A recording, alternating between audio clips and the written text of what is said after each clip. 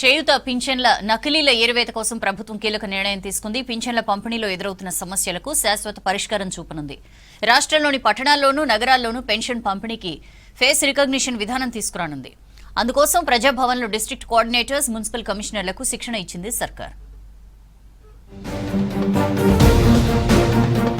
రాష్ట్రంలో చేయూత పింఛన్ల పంపిణీలో పారదర్శకత పెంచేందుకు, అక్రమాలకు అడ్డుకట్టకు ప్రభుత్వం కీలక నిర్ణయం తీసుకుంది. ఇప్పటికే గ్రామీణ ప్రాంతాల్లో విజయవంతంగా అమలవుతున్న ఫేషియల్ రికగ్నిషన్ విధానం అన్ని పట్టణాలు, నగరాల్లోనూ అమలు కానుంది.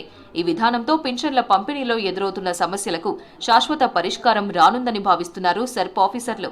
ఈ కొత్త విధానం అమలుపై ఇటీవల హైదరాబాద్ ప్రజాభవన్లో మున్సిపల్ శాఖ ఉన్నతాధికారులకు ప్రత్యేక శిక్షణా కార్యక్రమం నిర్వహించారు. జిల్లా సమన్వయకర్తలు, మున్సిపల్ కమిషనర్లు, ఎంపీడీఓలు, ప్రాజెక్టు మేనేజర్లు, వార్డు అధికారులకు సమగ్ర శిక్షణ ఇచ్చారు.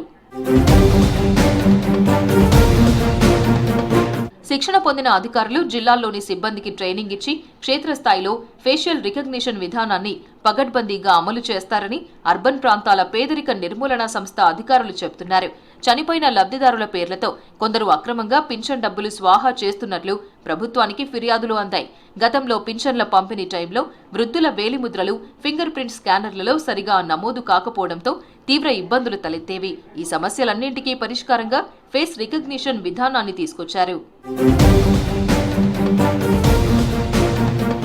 రాష్ట్రంలో గ్రేటర్ హైదరాబాద్ తో పాటు అన్ని మున్సిపాలిటీలు, కార్పొరేషన్ల పరిధిలో బ్యాంక్ అకౌంట్లతో చేయూత పింఛన్ డబ్బులు తీసుకుంటున్న లబ్ధిదారుల వివరాలను ఫేషియల్ రికగ్నిషన్ తో సేకరిస్తారు. వారందరి వివరాలు సేకరించడంతో లబ్ధిదారుల వేలిముద్రలతో పని లేకుండా యాప్తో ఈజీగా తమ గుర్తింపును నమోదు చేసి పింఛన్ తీసుకోవచ్చు. ఈ కొత్త టెక్నాలజీతో లబ్ధిదారులు జీవించి ఉన్నారా, వలస వెళ్లారా అనే విషయాలు సులభంగా తెలిసిపోతాయి. వరుసగా 3 నెలలు పింఛన్ తీసుకుని వారిని గుర్తించడం, చనిపోయిన వారి పేర్లను జాబితా నుంచి తొలగించడం వంటివి జరుగుతాయి. దీంతో అర్హులకే ప్రభుత్వ లబ్ధి అందేలా చూడడం ఈ మార్పు ప్రధాన ఉద్దేశమంటున్నారు అధికారులు.